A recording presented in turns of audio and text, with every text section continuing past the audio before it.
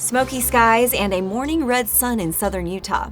2 drivers injured in a head-on collision. And fire torches a home and 2 sheds. You're watching St. George News at 5. Brought to you by our studio sponsor, We Win Injury Law. Good afternoon, I'm Monica McLaughlin. Fires in Los Angeles are creating a haze in southern Utah, with smoky skies and a red sun visible across the region. Meteorologist Michael Wessler from the National Weather Service says strong winds are pushing smoke from 3 major LA fires, Bridge, Line, and Airport, into southern Utah.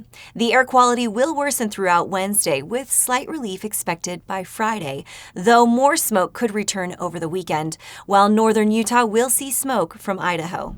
2 drivers were injured in a head-on collision on SR 14 in Cedar Canyon Tuesday afternoon. Here's Jeff Richards for the full story. 2 drivers were injured in a head-on crash near the top of Cedar Canyon on Tuesday afternoon. The incident happened on State Route 14 shortly before 1 p.m.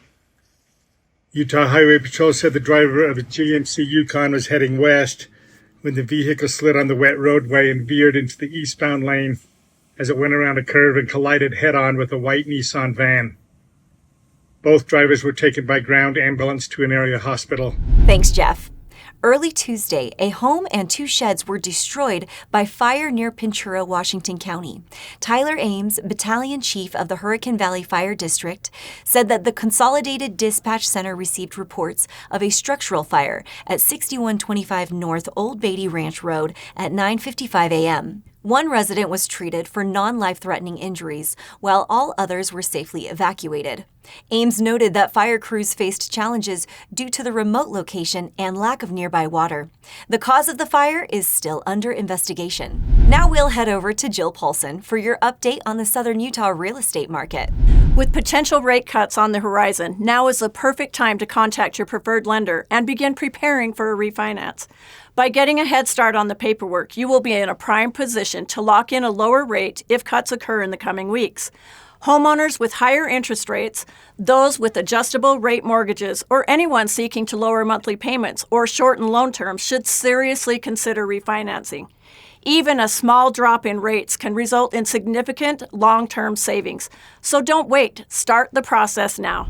Thanks, Jill. On Tuesday, 36-year-old Joshua Glover was sentenced to 15 years to life for killing his mother in 2020. Judge Matthew Bell imposed the maximum penalty, calling the crime selfish and inexcusable. Glover, who pleaded guilty to first-degree murder, had buried his mother, Kay Goswish, in her Cedar City home's outbuilding. Bell urged the parole board never to release him due to the brutal nature of the crime and Glover's continued misconduct while incarcerated. Glover expressed regret, but the judge recommended no credit for time served. A new Pando protection project aims to safeguard 76 acres of the world's largest living organism, the trembling giant, with advocates hopeful it will help the aspen trees regenerate despite challenges from grazing wildlife. We'll go to Alicia Lundgren for the details. Planning for the Pando Protection Project is underway after it received $250,000 from the Utah State Legislature, following a budget appropriations request from Utah Representative Carl Albrecht. It's in my service territory, or my district, if you will, District 70.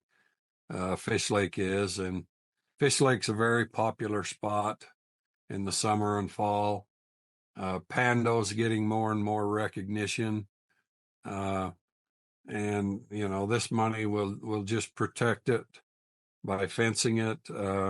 The project will include fencing an additional 23 acres to enclose a total of approximately 76 acres to reduce the amount of grazing by deer, elk, and others. Large animals have reportedly grazed the tree more quickly than it can regenerate.